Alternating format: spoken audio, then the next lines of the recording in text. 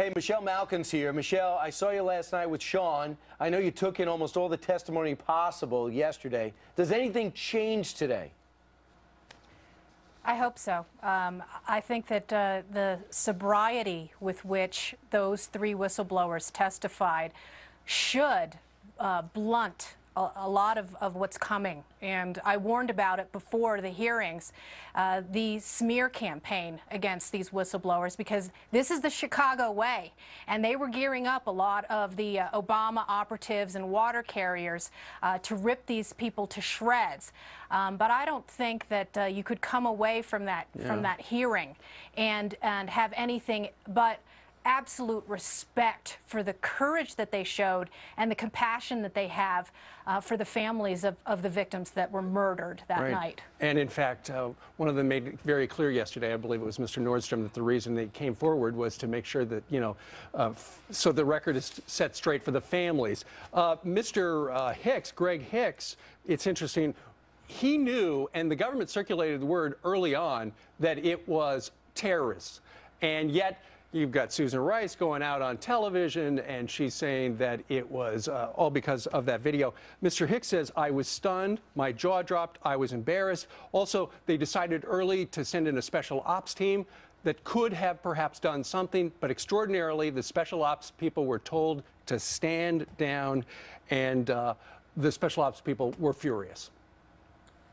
Yeah, this Jenga tower of lies that Hillary built, particularly in that January hearing, is all crumbling down.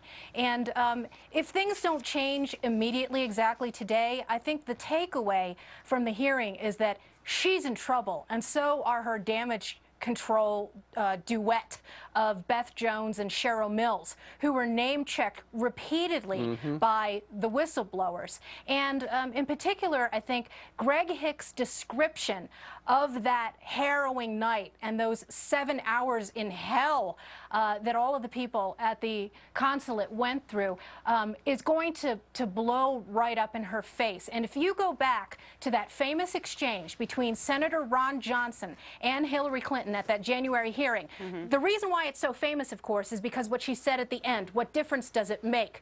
But if you go through that whole 6 or 7-minute segment, you see just how many times she lied, because she never mentioned that she talked specifically to Greg Hicks that night.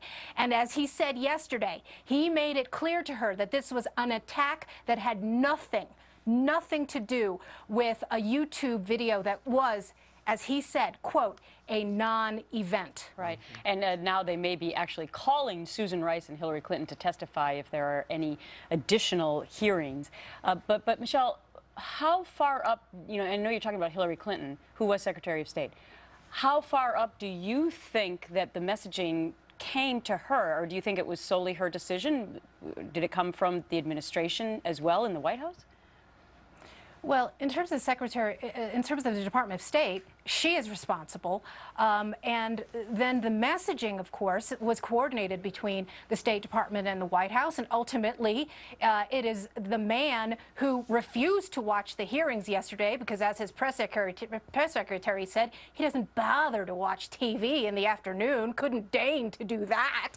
And I think the question, politically is, will he get away with it? And of course, the fact is that these people lied through their teeth before the election, and they still got away with it. I think what we have to do is carry the message, particularly of Greg Hicks, describing in the most moving way how they were under attack.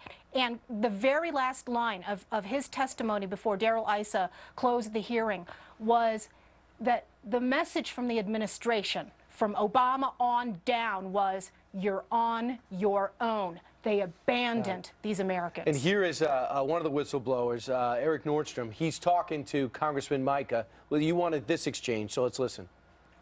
I think the basic message is that whether or not you're sitting out at the post requesting resources, preparing for testimony before this committee, or standing on a building surrounded by an armed mob attacking you, the message is the same. You're on your own. There you go. And basically, Hicks has been demoted already. So those people out there, his career was on a glide path.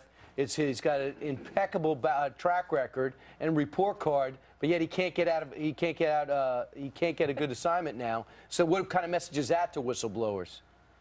Well, it's a chilling one, but it is a theme of this administration, whether you're talking about the ATF whistleblowers who came forward on Fast and Furious and were threatened, had their guns taken away from them, were also demoted, had to sue to get justice in their case.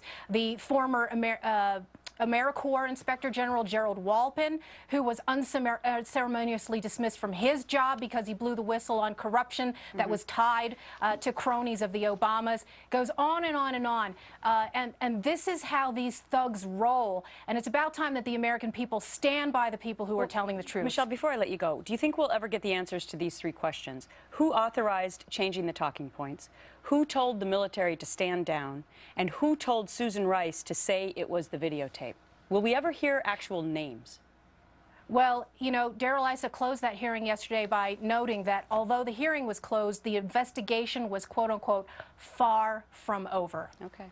Good. We got a lot of questions. All right. She joins us once a week from the Springs of Colorado. Michelle, thank you very much. And we will have You bet. Pat